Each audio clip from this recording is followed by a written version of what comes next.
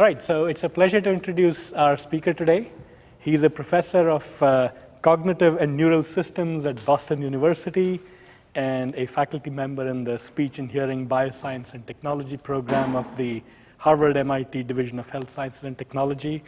He's also a research affiliate in the speech group at the Research Laboratory for Electronics at the RLE at MIT and a visiting scientist at Massachusetts General Hospital.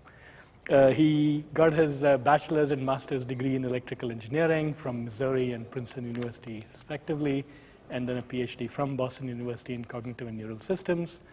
He describes himself as a computational and cognitive neuroscientist with interests in speech production, articulatory physiology, and sensory motor control. Please welcome Professor Frank Guenther.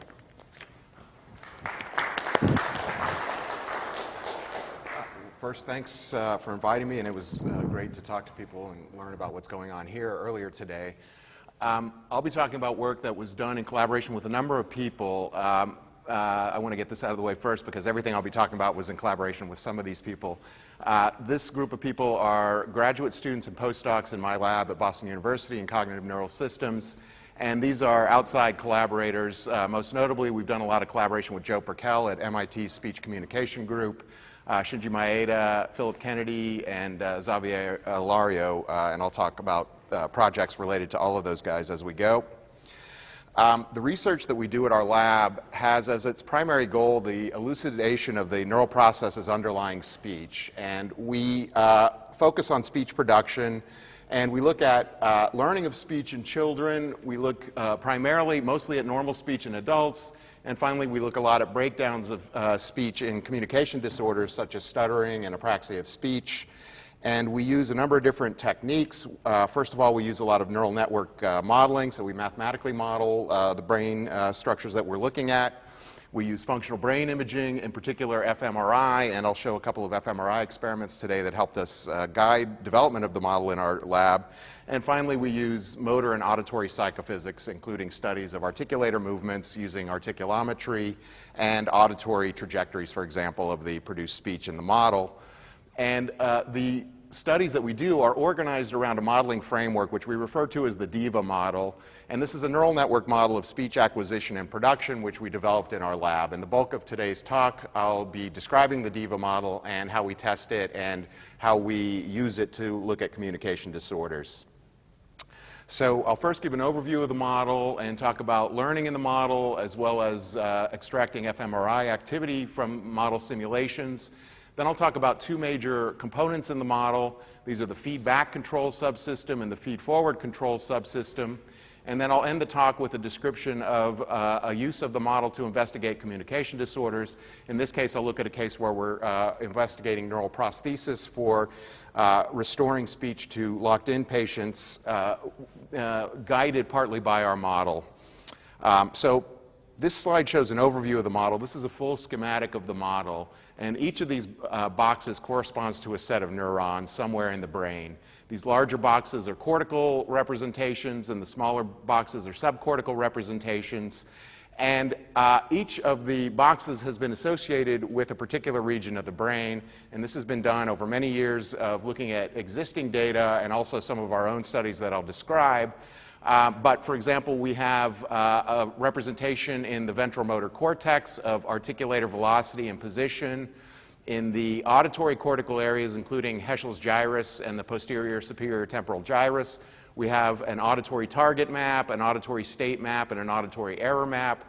In the somatosensory cortical areas of the ventral somatosensory cortex and supramarginal gyrus, we also have somatosensory target state and error maps, and so forth. We have a supplementary motor area in the model, and we have the highest level in the model, which is the left ventral premotor cortex.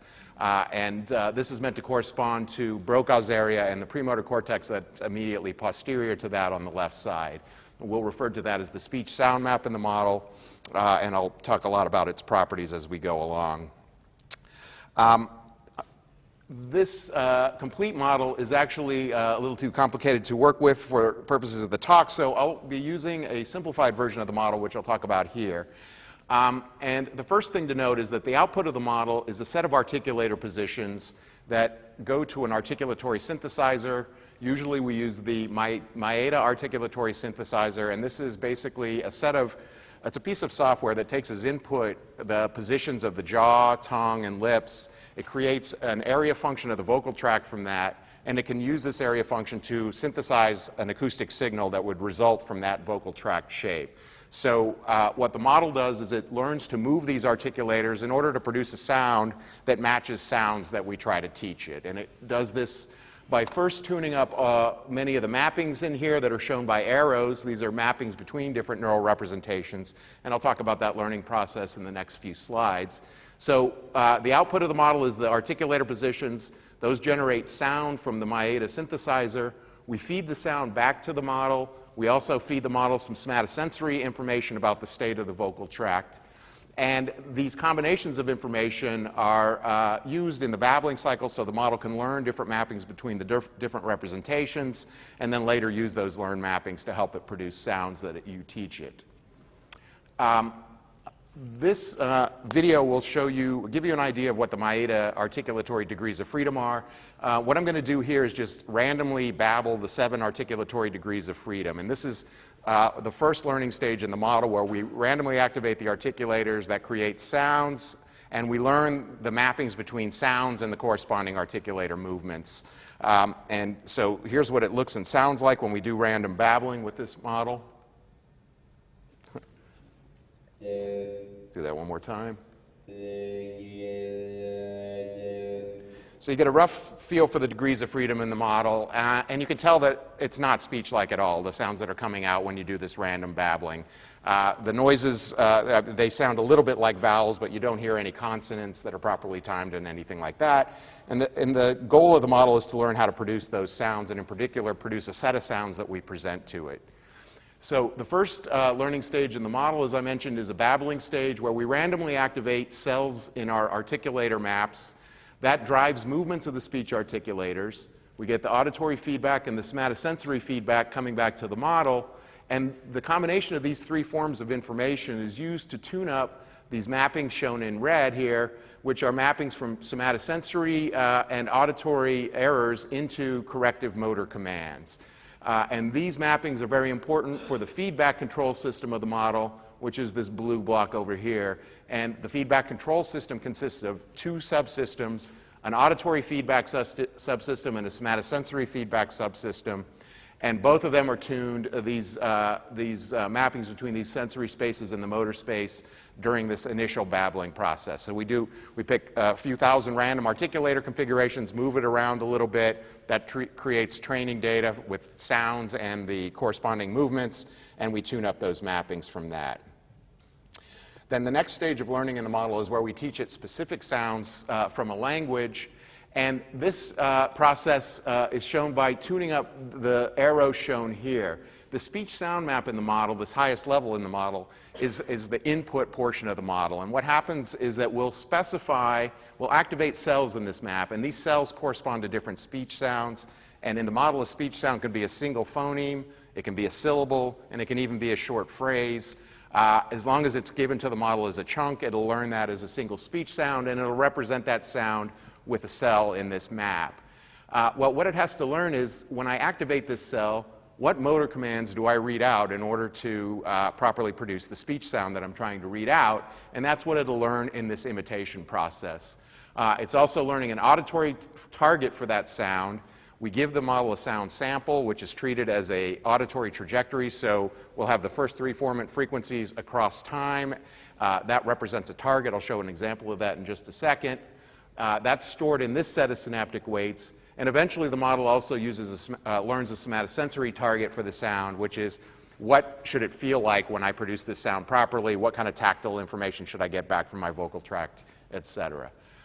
So the tuning of these 3 mappings takes place in this imitation process, and the process takes place as follows. First, we present the model with an auditory target that we want it to learn.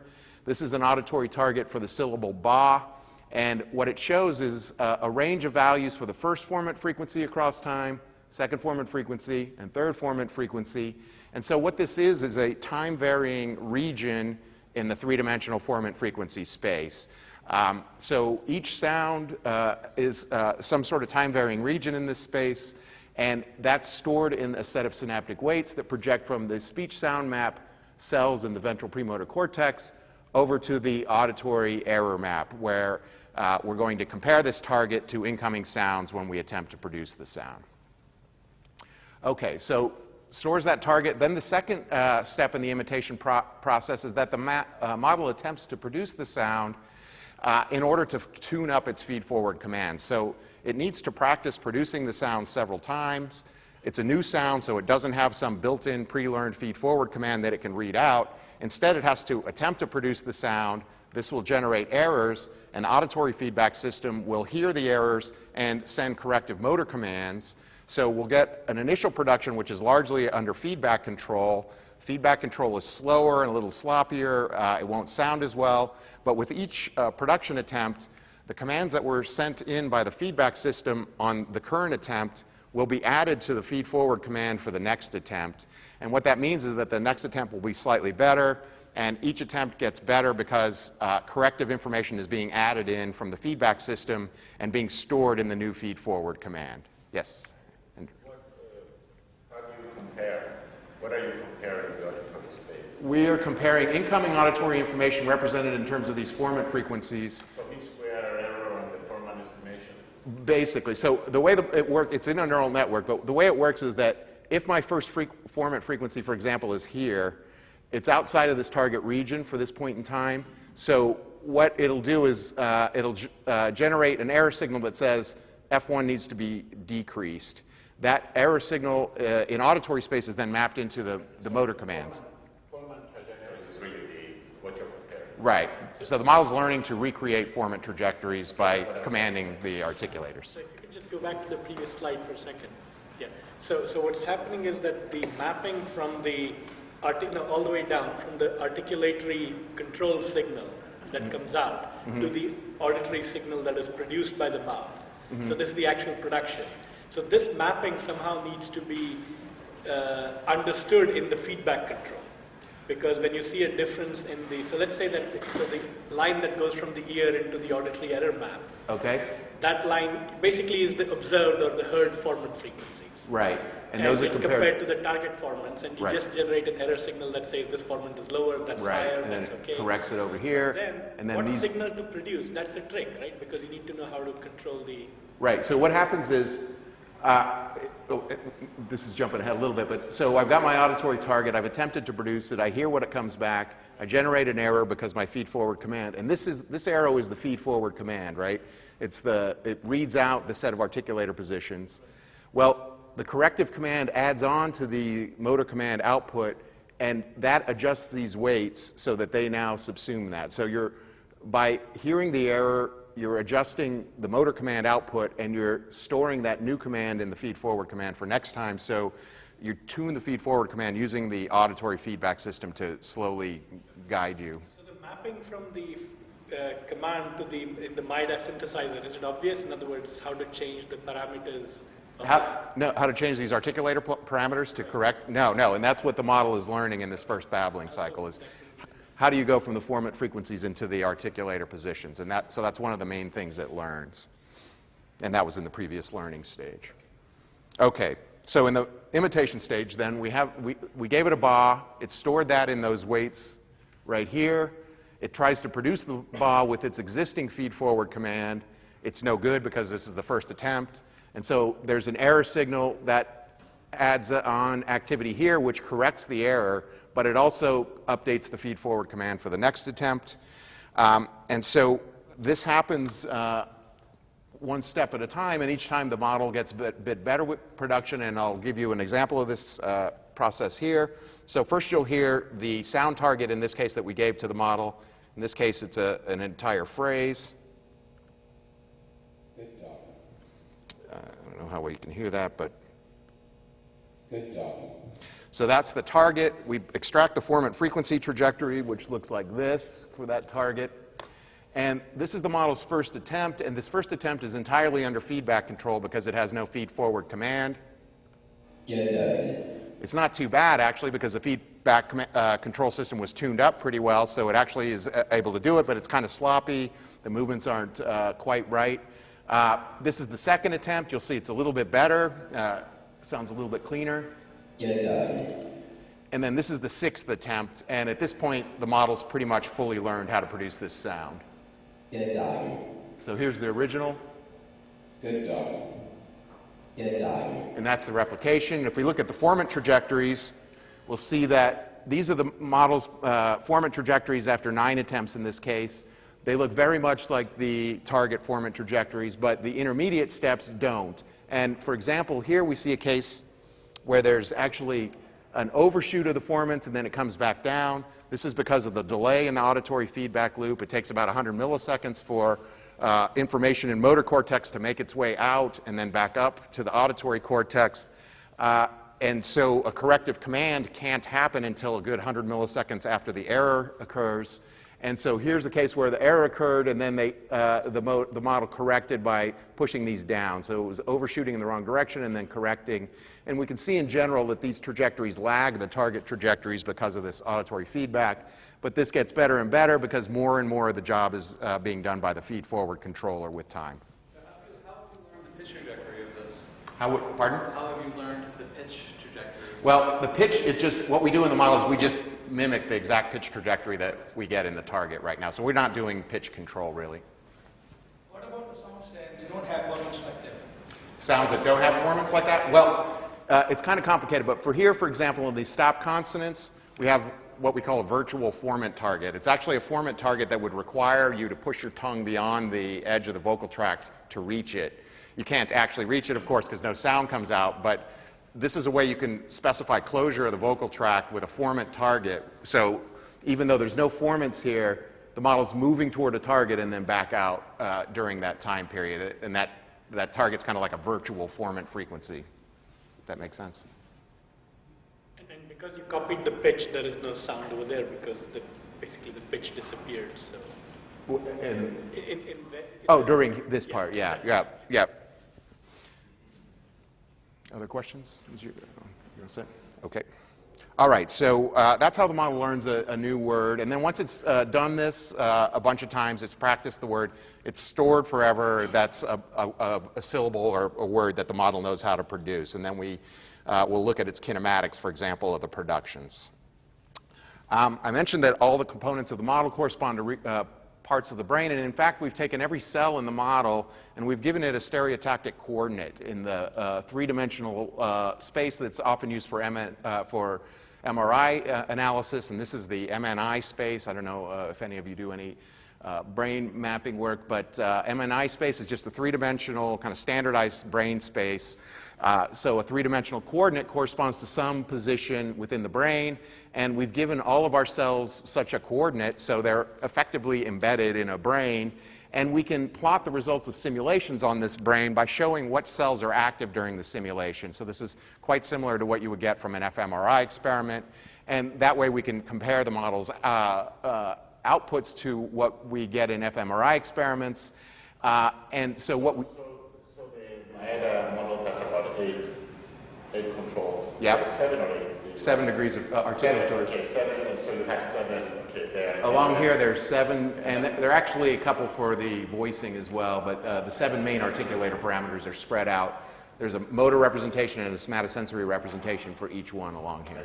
And then you have 3 maps. What are the other ones? These are other components of the model, so these are the auditory error cells that I mentioned, somatosensory. What's that? The outputs from the box. Or the cells that are inside of those boxes, actually, is what these are. Okay? All right. So the trick here is to generate a hemodynamic response. fMRI measures blood flow in the brain. The blood flow tracks activity in the brain. So if a set of neurons is firing for 100 milliseconds, say, what happens is the blood flow kind of slowly builds up in that area and goes back down. It actually takes several seconds for it to build up. It's much later than the activity of the cell itself. It's a slower version, and so to mimic that, what we do is we convolve our cell activities, which correspond to the electrical activity of a neuron, with a hemodynamic response function, and there are standard functions that come with fMRI analysis software, and that's what we use. So we construct a brain volume, and we show the results of a simulation. So here what you'll see are the brain activities that arise when the model says AB in this case. You'll hear the AB first. That's during the actual production, and then later you'll see the blood flow build up and then fall back off with time.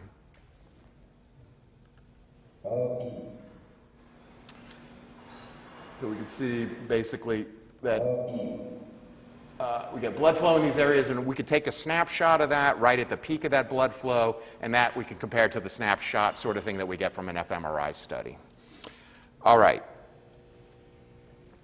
Okay, and we've done a number of such studies, and in fact, with existing fMRI data, we use this data to help us localize the locations of the model's components when possible. And then, so here's a slide showing the model producing a set of CV syllables, and here's an fMRI study where humans did that. This is actually an older version of the model. You can see it matches pretty well to the activities we see here in the auditory areas, the motor areas. There are a couple of discrepancies, most notably here, the supplementary motor area is shown in these subjects. This was an older version of the model where we didn't have the supplementary motor area in it, so there was no activity there. But for the most part, we get a reasonably good match, and we've actually tuned the model since this time with additional experiments. It's not terribly surprising that the model could match an existing syllable production experiment. We use some of that data even to help define the locations of the model's components. But what's more interesting to us is now that we've got the model set up, can we generate a novel prediction and test that novel prediction and see if the model actually does what we say it does? Yes? And I assume that if you test 10 people, they would be more or less the same. Well, this is an average of 10 people. If you've looked at fMRI data in much detail, single subject data can get kind of messy. So we model the average of 10 subjects in this case, or 15 subjects. And that's kind of necessary too, because the locations of our cells are kind of meant to be the average across the population. Any given individual has some variation in that, but on average, that's where you'd expect to see those. Okay. All right. So what I'm going to show you in the next part of the talk now is some predictions that we made in advance with the model once we got it to this form, and then tested with fMRI and also by looking at the productions of the model versus productions of actual speakers. And I'm going to start out with studies of the auditory feedback system. In particular, we've performed an auditory perturbation fMRI experiment, and this is what the experiment was meant to test. So recall from the earlier description that the feedback control system over here is comparing target auditory information with incoming auditory information, target somatosensory information with incoming somatosensory information, and it's detecting errors, and if there are errors, there'll be a corrective motor command. Well, once the system's tuned up, once we've learned the feed-forward command, it actually doesn't generate errors anymore, so these activities go down to 0 in the model. And in fact, these are areas of the brain where normally in a simple speech production task you don't see activity there. It's only when you do manipulations of speech that you see that activity. And our prediction was that, well, if we perturb auditory feedback, for example, then these auditory error cells should light up, basically. They should detect error. And what I mean by perturbed feedback is we have this subject saying words like bet, pet, and so forth, words with the vowel in it. On 1 out of every 4 trials, we'll take the first formant frequency in the and we'll shift it upward or downward. We built a DSP board that does this in real time, so it takes about 16 milliseconds from the time the speech comes in until the resynthesized perturbed speech comes out. The subject can't notice that delay, and in fact the delay's there whether or not we perturb speech, so they don't notice anything different, but on select trials we can make the feedback mismatch what they were trying to say. And when we do that, that should activate these auditory error cells, and that should lead to a corrective motor command. And so that's our first prediction here, that if we perturb auditory feedback while a person's speaking, this should lead to auditory error cells becoming active and motor corrective cells becoming active during the productions. So that's what we did. We did an fMRI study where we set this up in the scanner. It took us about 2.5 years to get this all working. There's a lot of issues with putting headphones in the scanner, putting a microphone in the scanner, and getting both headphones and microphone together in there and so forth, and getting the perturbation working. It was quite a technical challenge, but eventually we did get it working, and what we did was we shifted F1 either upward or downward on 1 out of every 4 trials by 30%. And that 30% is just about enough to make S sound like an A or an I, depending on which way you perturb it. The subjects actually don't normally notice this perturbation. We do it, they don't actually hear it. Here's what it would sound like. So here's an example sound before the perturbation. Pet. And this is what it sounds like after an upward shift of F1. Pet. So it sounded like pet the first time, it should sound more like pat the second time. The subject doesn't really notice this, but it turns out their brain does notice it, and we know that because we can see the activities, and we can also see that they correct for this perturbation, even though they don't consciously hear it. This slide shows the auditory results, or the acoustic results. This is a normalized version of F1. So if they produced bet normally, F1 would stay on this line here of a value of 1. If we shift F1 downward, the subjects actually compensate, and this gray area here is the subject's 95% confidence interval. What you see is that they compensate by moving upward. So they compensate in the direction opposite of the shift. That makes sense. They're trying to make it sound right. And what you see here is this line here is a simulation of the DIVA model with the same perturbation. And you see it falls within the confidence interval here. And similarly, if we have an upshift of the first formant frequencies, the subjects compensate by moving downward, and the model also compensates by moving downward. And another thing to note is that this compensation starts to take place around 100 milliseconds, which is what we predicted from the delays that we calculated from motor cortex to the sound output, from the sound output back up to cortex, and so forth. So we get the behavioral results matched by the model here. This was a question I was going to ask earlier, but since now it's more important to understand how did you put these delays in the model? How did we put the delays? Yeah. Well, it's a neural network where we have transmission from one. So you really, they're built in? They're Yes. Okay, Yeah. No, we built them in based on physiological findings. So we looked up how long it takes a sound to pop up in auditory cortex and so forth.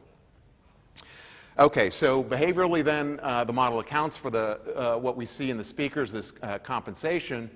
This slide shows the fMRI results where we compare shifted speech to non-shifted speech in a subtraction. And so what we should see here is areas that become active due to the shift itself. And the prediction is shown in the bottom. This is a simulation of the model that we ran before the experiment. You can see we're predicting this auditory air activity here on the posterior superior temporal gyrus and in the planum temporale, which you can't actually see here, but inside of the fissure here. And in fact, we do get auditory activation here when we do the actual subtraction. So this prediction is upheld, and actually our locations are quite good here. And then we also predicted these motor corrective responses. But in the model, originally we had the corrective responses going to motor cortex bilaterally. And what we found in the fMRI data is that it's actually right lateralized, and it goes to the premotor cortex rather than the primary motor cortex. So it looks like in this case that feedback control based on the auditory signal is right lateralized in the premotor cortex. The left hemisphere appears to be primarily involved in feed-forward control, so reading out commands from memory. The right hemisphere is more involved in correcting based on detected errors from sensory information. So this was a new finding. This was something that we used to modify the model, and the new version of the model that I've been showing has this right ventral premotor cortex feedback control map as a result of this finding. Okay, well, we also predicted that the same thing should happen in the somatosensory system.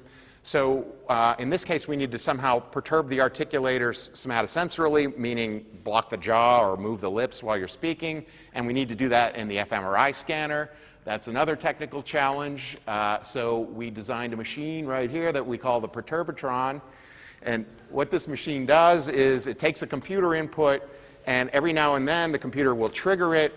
And what the trigger does is it drives this push-pull solenoid, which pushes air out through a long tube. This is like a 30-foot tube that goes from the console room into the scanner.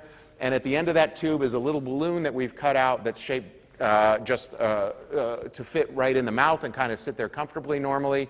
Normally the balloon's completely flat. It's made from the finger of a glove, in fact. So it lays in there pretty flat, and then every now and then somebody's saying ah, B, and during the ah, we blow up the balloon. It keeps the jaw from closing and perturbs their speech. And the perturbation can be turned on very rapidly within 100 milliseconds and shut back off within 100 milliseconds. So we can do a finely timed, unexpected perturbation of the jaw. And this is what we use. I'm going to skip over the details of the fMRI since I don't think there are too many imaging people here, and just show the results. Again, here's our model predictions. You see these error cells. Now they're in the supramarginal gyrus and the ventral somatosensory cortex. And when we do the shift minus no shift fMRI comparison, we get activity in that area where we predict for the error cells. But again, we get right lateralized frontal motor activity rather than bilateral motor activity. Again, this was the old version of the model with the bilateral motor activity. It's right lateralized, and that is why we've added in the past couple of years this feedback control map in the right ventral premotor cortex. Both for auditory and somatosensory feedback control, it appears that we're using this right ventral premotor cortex area right around here to help us correct for sensory errors that we detect, and that is dissociated from the feed-forward system in the left hemisphere. Just to note that if you get damage to your left ventral premotor cortex, you are left with what's called apraxia of speech. This is an inability to access or read out the motor programs for speech despite having no muscular problems. People can't read out syllables properly. That only happens with left hemisphere damage. That's consistent with the model here because only the left hemisphere has the feed-forward commands. Those are the ones you need. If you damage the right hemisphere after the model's already learned, it doesn't affect its output except in cases where you might perturb the auditory feedback because it's already got a well-tuned feed-forward command, and that's in the left hemisphere. It remains undamaged when you damage the model's right hemisphere. So this is one example of the model being consistent with lesion data on speech as well, and there are a number of others that we use to define the model. Okay. So to summarize then, these perturbation studies show that areas involved in sensory feedback control, these error signals are generated. We have locations where that happens. And then there's this right feed-forward control map, which we learned from our experiments where we tried to test predictions from the model. Okay. All right, well, that was a whirlwind tour of the feedback control system and a couple of experiments to test that. Next, I'm going to look at an experiment that looks at the feed-forward control system, and this is a different type of fMRI experiment, which uses an adaptation paradigm, which is something I'll describe momentarily. So in the DIVA model, the speech-sound map cells are these cells here in the ventral premotor cortex and Broca's area. They have projections to the primary motor cortex, which are the feed-forward commands. And then there are also projections in the model that go through the cerebellum and then back up to the primary motor cortex. So there are two pathways from the ventral premotor cortex to the primary motor cortex. And one of the predictions we made in the feed-forward control subsystem in the model is that we said that these cells in the left ventral premotor cortex are involved in learning syllabic level chunks that have co-articulation built into them. So this part is responsible for learning an entire syllable from smaller motor commands, and so these cells are specific to particular syllables. And another way to describe that is to say that that part of the brain, according to the model, uses a syllabic representation. Well, can we test that? The answer is yes. There is a way to test it.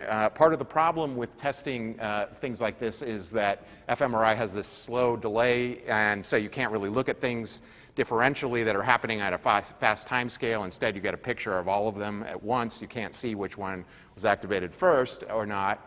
That makes it difficult to kind of track through the stages. But there is a paradigm that allows us to look at what kind of processing units a particular brain area uses. And this is the fMRI adaptation paradigm.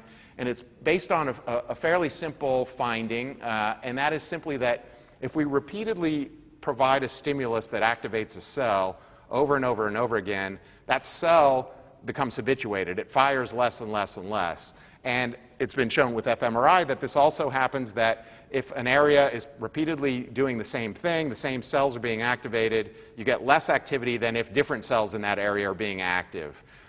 This is called adaptation. And what it suggests is that if we choose our stimuli appropriately, we can find out what each neuron or what each part of the brain considers to be repetitive. So one part of the brain might consider the same syllable to be repetitive if you produce it over and over again, but another part of the brain may only look at whole words and not really care about particular syllables, so that wouldn't be repetitive in that part of the brain. And I'll flesh this out a bit, but basically what we can do is design our stimuli in several different conditions that have different, the different conditions have different numbers of repeating syllables and phonemes and so forth. And by doing this, we can predict a pattern of activation that we should see in a region if it uses a particular representation. And I'll talk about that on the next slide. Okay, so this hopefully will make it a little bit clearer. Here I've schematized 4 different production conditions that the speakers have to go through. And down here I showed kind of what we expect for overall activity. A large activity bar here is what would occur if different cells are being used on each production attempt. And a small one is what would occur if there was adaptation, if the same cells were being activated every time. Well, the first condition is what we call the identical condition, and in this condition, the subjects read 6 words from the screen, and it's always the same word 6 times. So these are nonsense words. I should also point out these are French subjects. We ran this on, so this is a study of French language. And in this case, they would say pi gras, pi gras, pi gras, pi gras. And so the word level is adapted because it's the same word level stimulus, so we have very little word level activity predicted.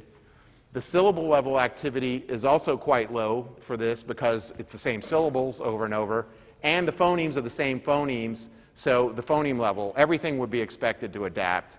Phonemic, syllabic, or whole word representing cells all would be expected to adapt. The second condition, we just reorder the syllables, so ziklo, close, and in this case, the syllables and phonemes repeat, so they're adapted, but we have 2 words instead of 1 word, 2 whole words instead of 1 word, so cells that cared about the whole word wouldn't adapt fully. They'd have a little bit more extra activity.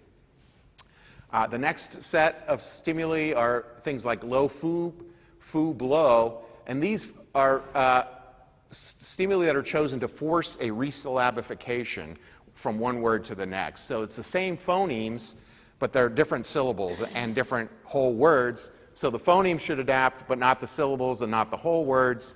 And then in the final condition, the variable condition, they read 6 completely different words with different phonemes, different syllables, different everything. And so in this condition, we'd expect everything to have a high activity. Okay, so how does this help us? Well, let's say we run all 4 of these stimulus sets, and for a particular brain area, we'll have a pattern of activity across those 4 steps, and we have predictions here. So if it's a phonemic representation, the pattern of activity across the 4 conditions should look like this. If it's syllabic, it should look like this. And if it's a whole pseudo word, it should look like that. Okay? All right, so we did that experiment. We had them produce those words, and what we found, the biggest finding for us at least, was that there was only one area in the entire brain that showed the syllabic pattern of activity. Here's the actual activity pattern. We had a pretty strict statistical criterion for whether or not it matched a pattern, so only very good matches were allowed here. And as you can see, this is an excellent match to the syllabic pattern, and it's in the left ventral premotor cortex, which is the area where we said we have these syllabic level feed-forward motor programs. So that was what we predicted. We were able to verify that. That's the first time that I think people have shown that this part of the brain uses a syllabic representation. Interestingly, we found phonemic representation in a number of areas, most notably the left supplementary motor area. The supplementary motor area is another type of premotor cortex. So we have the ventral premotor cortex and supplementary motor area, both of which are higher order motor cortices. We assumed in our model previously that they used the same sort of representation, that they were probably both syllabic, and that the SMA was simply activating a syllable motor program. Well, that's not the case. Actually, the SMA appears to use a phonemic representation, while the ventral premotor cortex uses this syllabic representation. This is something we're still trying to build into the model, but it seems to suggest that the SMA, which is involved in initiating motor programs, it has a lot of input from the basal ganglia. The basal ganglia presumably are telling the SMA when exactly to instigate the next motor command. It seems to be sequencing through phoneme-sized chunks. We think it's probably more closely related to articulatory gestures than phonemes per se, but it's a representation that there's one cell for each type of phoneme, not for each syllable. Those are being activated, and the ventral premotor cortex, on the other hand, is somehow stitching all of this into a well-formed syllable that has the proper amount of co-articulation in it, and so forth. And so we have this kind of mixed representation of the phonetic units in the two different premotor areas. And that's the main finding from this study.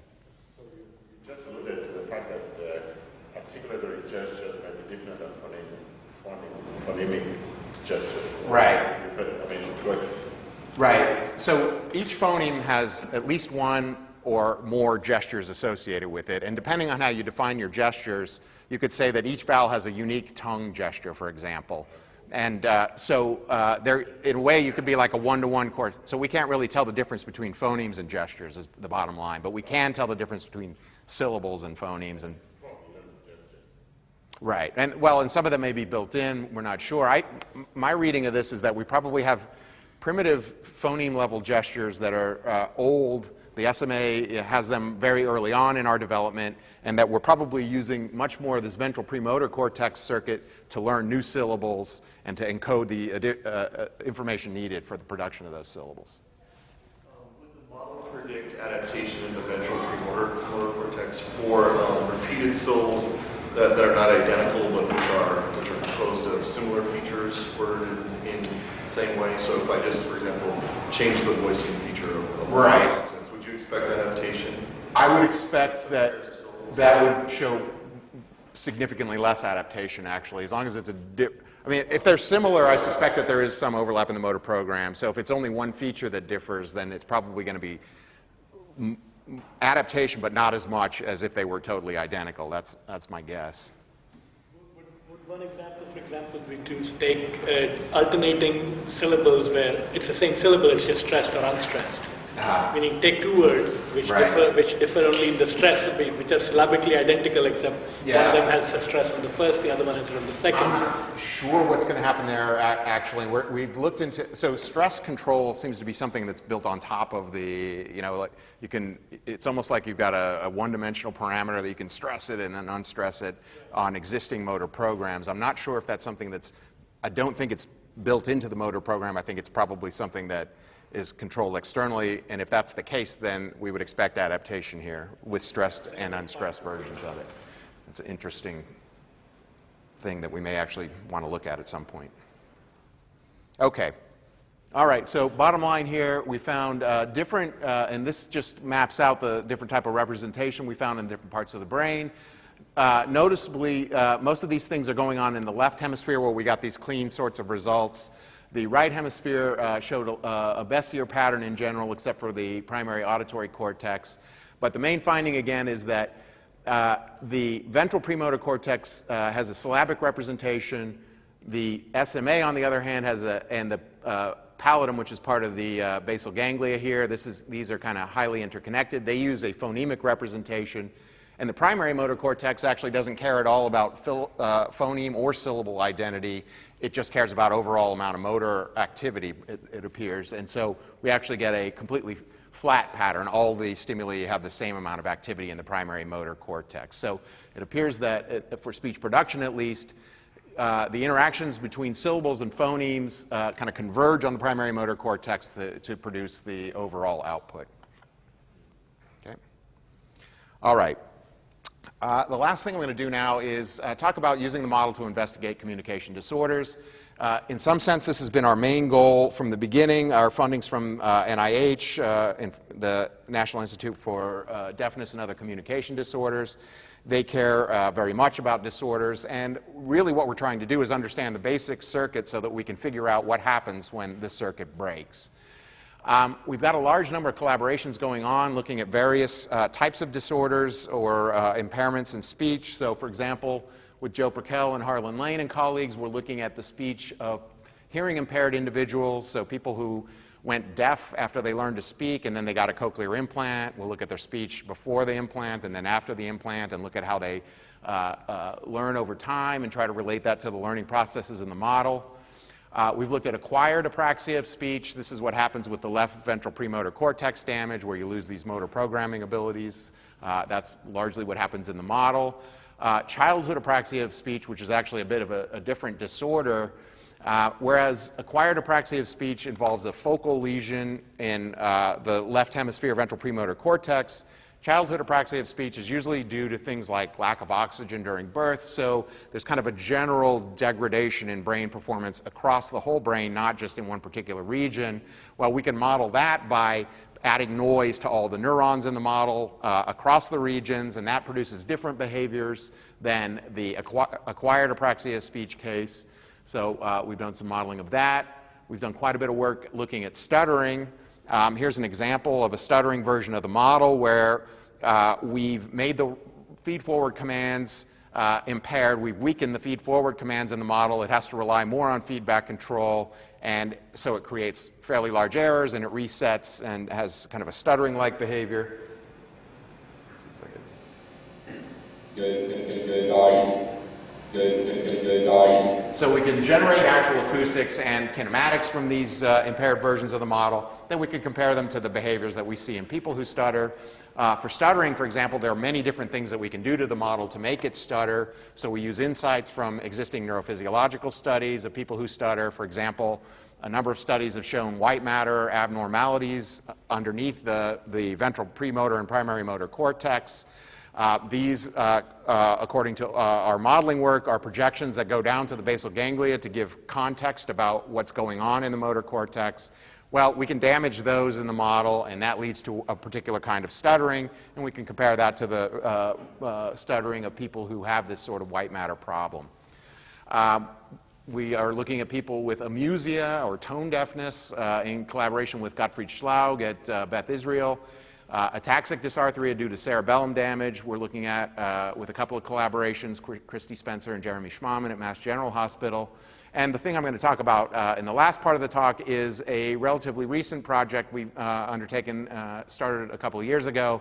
And this is a project on neural prosthesis, and this is done in collaboration with Philip Kennedy from Neural Signals Incorporated, which is a company that specializes in building neural prostheses. All right, so this neural prosthesis project starts out with Philip Kennedy's work in the late 1980s, where he developed an electrode shown here that's called a neurotrophic electrode. It's a particular kind of electrode that's got a glass cone at the end with 3 gold wires. This cone is less than 1 millimeter long, so this is blown up quite a bit. And inside of the glass, you put neurotrophic substance, which is a growth factor for neurons. And what you do is you push the cone into the cortical surface, and the open end, it's open on both ends. This pointy end ends up around layer 5 of the cortex, where we have the large output neurons from the motor cortex. Neurites grow in, so axons grow into this cone, and they stream through it, and they contact these wires, and they lock the thing into place. So you can permanently install this electrode and get signals from it several years after it's installed, which is way, way longer than most any other kind of electrode. Other electrodes are generally kind of externally mounted, and then they're pushed into the cortex. Well, the brain moves around relative to the skull all the time, and this causes micro movements around the electrode that changes the neurons that you record from, and it also causes scar tissue to build up around the electrode, and you lose your electrical signal after a few months usually. This electrode does not have that problem. It's made for permanent implantation. It was originally implanted in rats and then monkeys, and then in 1996, Phil Kennedy implanted the first human patient with this. And these are patients that have what's called locked-in syndrome, which is complete inability to move, so complete paralysis while being fully conscious and having all your sensory information coming in. So you can hear, you can feel, touch, you just can't move at all. It's actually a very hellish condition. And one of the main problems with this condition is there's no way to communicate with the outside world other than possibly slow eye movements. Sometimes there are residual eye movements, and so people can answer yes/no questions, sometimes by moving their eyes up and down. but they have essentially no ability to converse with people, anybody really in the world because of this problem. So they're willing to have these electrodes put in an attempt to try to decode their speech to send to a computer, for example, to produce speech output. And that's where we came into the project. There's a patient that they have there that was implanted in 2004, so he's had this electrode for 5 years now. And we took a look at the signals that were coming out of the electrode in our study.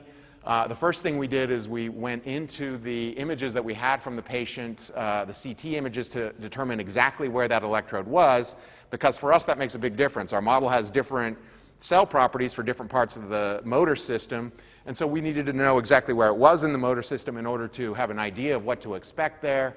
And we found out that this electrode is actually on the precentral gyrus at a location that's very near the mouth representation of primary motor cortex. It's actually right at the border between premotor cortex and primary motor cortex. It's on the crown of the precentral gyrus. The front part, or the back part of the precentral gyrus is primary motor, and the front part is premotor. The electrode's kind of right at the boundary between those two in the left hemisphere. Its location was determined using fMRI. They did a pre-surgical fMRI where the patient imagined producing words. The area that was on the ventral premotor cortex, or on the precentral gyrus, this gyrus here that was active during this task, was the area that was chosen for implantation. Okay, well, this procedure was done 4 years ago, and yet they were having a very difficult time trying to decode these signals coming out, and the one big reason is that there's no animal model for speech. So for arm movements or cursor movements on a computer, there are many, many monkey studies that show what the cells in motor cortex look like, what their properties are like, how they're tuned, and so forth. There aren't such studies from speech because only humans speak, and so we didn't really have an animal model to go by. And so the research group prior to our involvement were looking for things like whole words being represented by neurons. And there's nothing anywhere close to that clean cut in there. Instead, we've got about 40 neurons that we're recording from, and there are very subtle changes in their activities when the person is trying to speak. And it's the pattern across these 40 neurons that gives you information. Any single neuron doesn't tell you much at all. And what we decided to do was, in our model, the electrode is really on this pathway right here, from the ventral premotor cortex to the primary motor cortex. Well, in our model, this is involved in taking auditory trajectories, as represented by these speech sound map cells, and translating them into articulator trajectories. And it turns out that formant frequencies, which we use for our auditory representation, they're also quite closely related to the positions of the speech articulators. The tongue front-back position, for example, correlates closely with F2, and the up-down position with F1.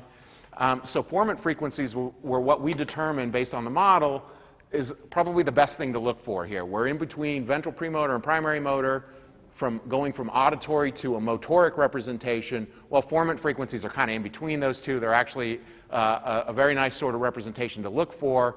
And on top of that, we can pull out a two-dimensional formant signal that can be used to synthesize speech. And let me talk a little bit more about that in a minute. So I don't know how many... Quick question. Yep. You said that there are no animal models for speech production.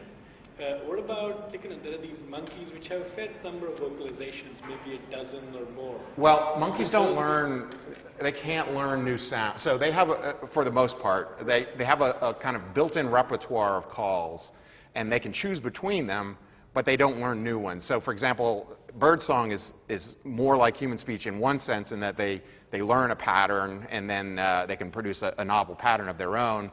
But neither of those systems are anatomically similar. Well, the birdsong is just very, very different. The bird brain is very different than the human brain. And the monkey brain, they don't learn new motor, auditory motor abilities with their vocal tracts, so they don't really have that system built in. So we wouldn't expect too many similarities. Being able to choose from 12 vocalizations isn't quite the same task as... Right. So in this case, you actually have to shape your movements to match an auditory target. They can't do that, is bottom line.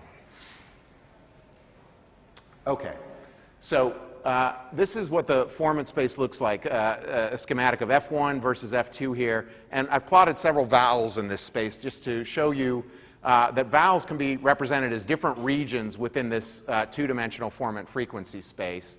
And what we're actually trying to decode from these the electrode, which is in this premotor/motor area, are formant frequencies. In particular, we're trying to decode F1 and F2.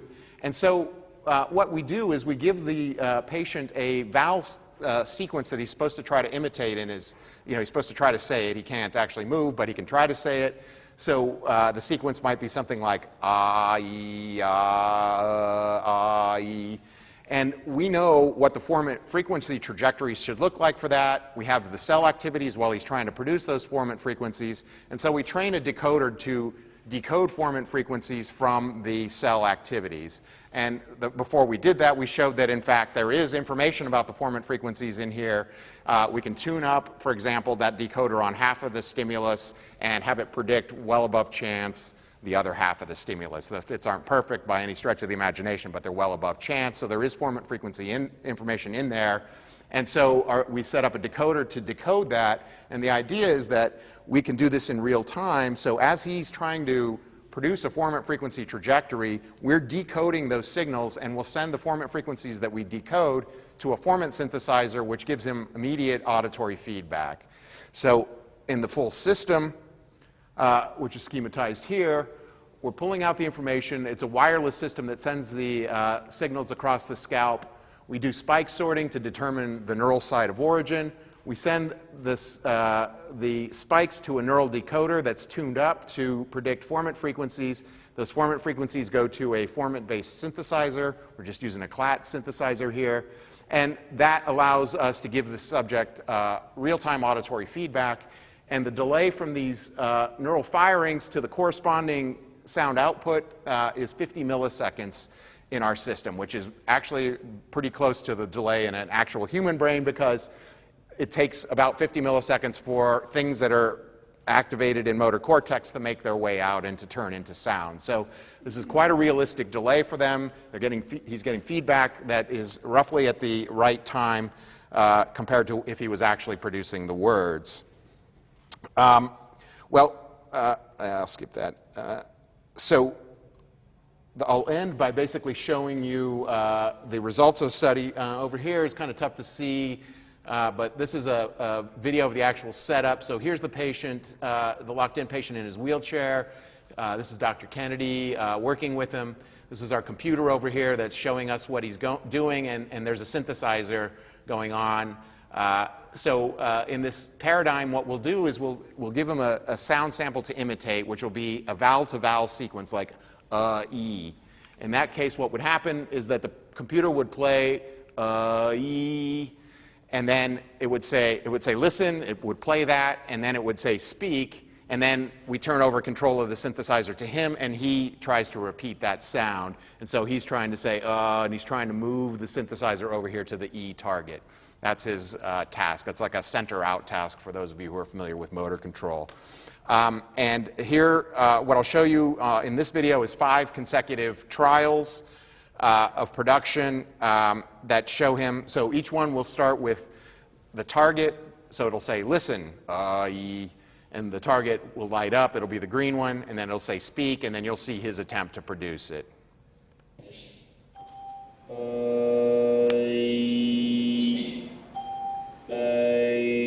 So that was his attempt. That one was a very rapid success. In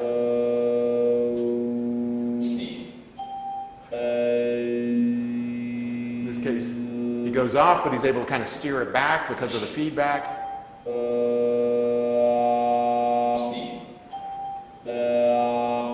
Another good one. Next one's a complete failure.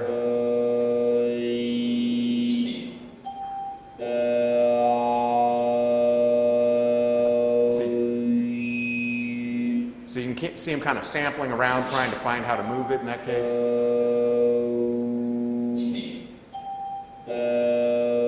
So another success. So that's the state of the system right now. So he's able to hit the targets 70-75% of the time, And we've looked at what happens over time as he practices this, one of the most important things from our perspective is, can he use that feedback to tune up his brain so that he makes better productions with time? And the answer is yes. So here are slides that show as a function of blocks. So we ran 25 sessions across several months, and each session we broke up into blocks, and what we've plotted here is performance on the first block, second block, third block, and fourth block. This is the hit rate, just whether or not he eventually got to the right vowel. He has 6 seconds to do it. This is the endpoint error in formant frequency space, so in hertz. And this is the movement time. And you can see that, in particular, it's clear for this endpoint error that with each block, his performance gets better and better and better. So over the course of about an hour of practicing, he makes 5 or 10 practice attempts for a vowel. He gets much better in that time period. He goes from about less than 50%, like 45% correct, to above 70% correct. The way the system works now, we actually have to give him a new decoder every day, and so he has to retrain every day to use it for reasons that I'll be happy to talk about in the question and answer period if you want. But despite this, if we look across days and we look at his production, so we look at the endpoint error across the 25 sessions, we see that that is also decreasing. So he's learning something about the task that makes it easier for him to do it each day. It's unfortunate that right now we're not able to give him the same decoder, because our expectation is if he has the same decoder every day, then he should start where he left off the previous day, and that would give him a much higher ceiling of performance over time. Okay, so just to summarize the last part of the talk then, based on our model, we were able to come up with a decoding scheme that allowed us to translate these cell activities into intended formant frequencies, and this allowed us to build the first real-time speech-brain-computer interface. It's also the first time that somebody's used wireless telemetry to translate the neural systems for a real-time control system. The wireless telemetry is important because if you have an actual connector coming out of the head, the main problem with that is that infections start happening near the connector. In this patient, his head is fine. He's got hair. You wouldn't notice that he's got anything going on. There's no connectors or anything. When he comes in the lab, we just glue some coils at the right place on the head, and those pick up the signal. So we avoid the problem of having an actual connector going through the skin. And finally, this is the first example where an electrode has been in for 3 years and was still capable of doing real-time control. So all of these are very important steps toward developing real usable prostheses that are kind of permanent replacements for, in this case, the vocal tract, the ability to control the vocal tract. We're giving this person really a prosthetic vocal tract that they can use to just create speech output. The system needs a lot of improvements. One thing is that right now the decoder is just tuned up and then we just leave a fixed decoder. Well, there are techniques you can use where you can actually modify the decoder slowly with practice and help the learning occur more quickly. This is one thing we're implementing right now. There are better decoding techniques than the ones we've used. We used a very simple decoding technique. We used a Kalman filter to decode based on the firing rates, what the formant frequencies were. Another important step is to move toward a synthesizer that allows consonant production. Right now we have a synthesizer that makes vowel production easy, but consonants are very difficult to produce with that synthesizer. We're moving toward an articulatory synthesizer where he would actually be moving something like a virtual jaw, and that actually produces more realistic closure and opening of the vocal tract, and that leads to better sounding and easier to produce consonants, and so forth. Another major issue with our current situation is we have only one electrode. Well, it's got 2 channels in it, but that's not very much. We're planning to add more electrodes and smaller electronics so we can get more of that signal across the scalp over time. And I'll go ahead and stop there. I'll just leave my summary slide up for the model. Thanks.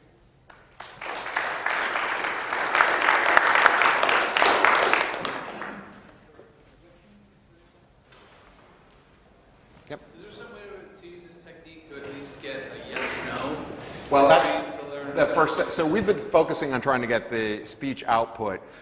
We're setting up a collaboration with a company that builds augmentative communication devices, And what we want to do is use their they have these special laptops that are easily interfaced with and allow you to kind of use various control signals to move a cursor and so forth. We're planning to basically implement our system on that computer so that it can interact with the operating system. That should allow him to do simple tasks like that, like picking from one of 3 options. He can do that reasonably well now, but it takes a long time to build up that kind of system, and we've been focusing on just getting it to this point so far. Yes? So you said something about, I guess it was right ventral insult to the brain after you've learned speech don't cause a problem because you don't need the error correction. Right. Is that good forever, or is there a limited amount of time that you can survive without having error correction? Well, you get slow degradation. So the people who look at are people who became deaf as adults, and their speech remains intelligible for sometimes decades, but it sounds funny. I mean, they're acoustic, it's more nasal, for example, than because they don't have that system to kind of keep correcting for drift. Things drift into their productions that don't sound quite normal, but a lot of the motor program still seems to work pretty well, and they are more or less indefinitely intelligible, at least. Well, yeah, some things. There are things that happen immediately when you take auditory feedback away. First thing is that people talk louder immediately, and that does happen with these deaf patients as well. So some things change very quickly. Those we don't think are part of the motor program. We think those are more parameters that you adjust for every given production. You adjust the loudness level as you're doing it based on the environmental conditions. So we call those postural parameters, and we differentiate them from segmental parameters, which are more like the formants and putting your tongue in just the right place. The segmental stuff seems to last indefinitely. The postural stuff goes away very immediately, almost. Yes? How much beyond the site of, because you had one slide, I guess, where the patient ganglia, there was a stroke, I guess the patient had a stroke. Right. What was the extent of the damage beyond? Well, it was largely located to the ventral pons, and that's why it hit motor output, but not the so the dorsal column is where the sensory information is coming up. That is fine. It's this ventral part down here that was damaged. So it's fairly limited, but it's at a very crucial place, unfortunately. And this isn't the only thing that caused people to become locked in. Multiple sclerosis, for example, and ALS. ALS is a very common thing where it's a disease where you degrade pretty much until you die. It's fatal in the end, but there's a period of several years for many people where they become locked in, and yet they're still alive for several years. So some of the patients that have been used for this sort of study are ALS patients that then died within a year or two of implantation. The current subject we have is young and healthy except for the locked-in syndrome, so, and he doesn't have a degenerative disease, so he's somebody who could really benefit from this sort of technology, and he's also a great person for us to work with since he'll be around for a while. Yep. Can I take the model sing a song? Yeah, not yet. Have you seen Pava Robati, though? There is an articulatory synthesizer that sings songs. It's Ingo Tizzi's model. It's called Pava Robati. Singing, in some ways, is actually easier to do than word production, strangely. Yes? The additional electrodes that you're hoping to implant or planning to implant, what are your goals for those electrodes? You're going to do some type of mapping and then implant those electrodes as a result of that mapping. What are the mappings that you're... So what we're planning to do is having the subject do several tasks in the scanner. One is just a jaw opening closing task. I mean, of course, they're not actually moving, but they're trying. Another is a lip task, and another is a tongue task. And then the final one is a speech task. And what we're going to look for are areas that are involved in both speech and one of the articulators. So if we find a jaw area that's involved in speech, we'll put an electrode there. That'll give us a lot of good jaw information. If we find a tongue area, we'll put an electrode there. That'll give us more tongue information and so forth. So the idea is to spread them out along the motor strip to try to get a richer set of information inputs by having areas that control different parts of the vocal tract. Does that make sense?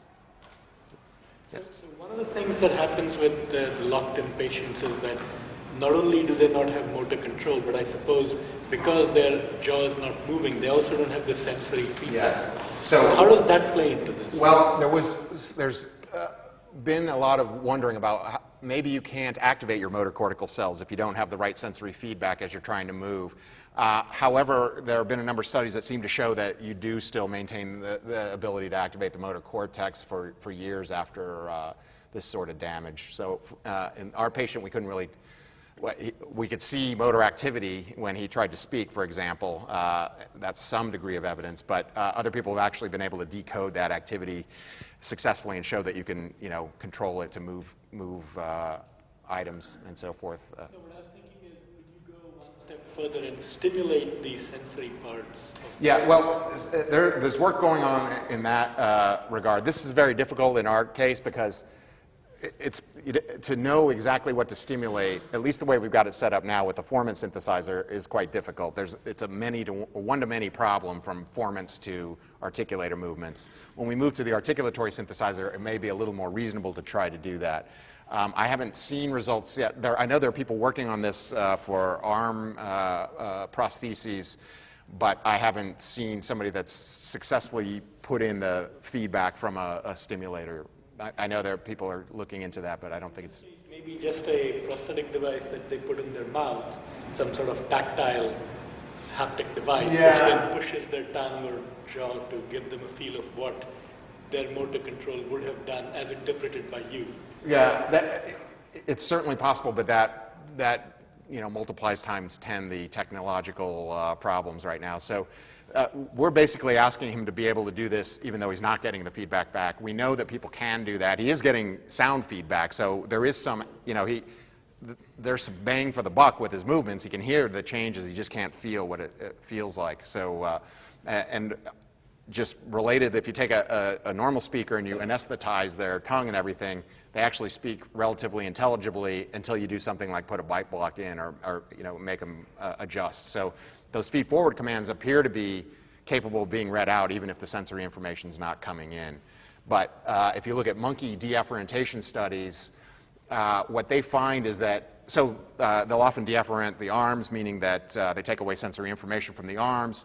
And what happens is the monkey usually just doesn't move his arms anymore. He'll just keep them down there unless you make him desperate somehow, so he's super hungry and there's food, and then somehow he musters up the strength and figures out he can move his arm, and then actually starts to use it a little bit. This situation may be a little bit like that in that he's not getting the sensory feedback from his movements, but he is getting he's not getting the somatosensory feedback, but at least he's getting the auditory feedback, so, and he's able to do something with it. So.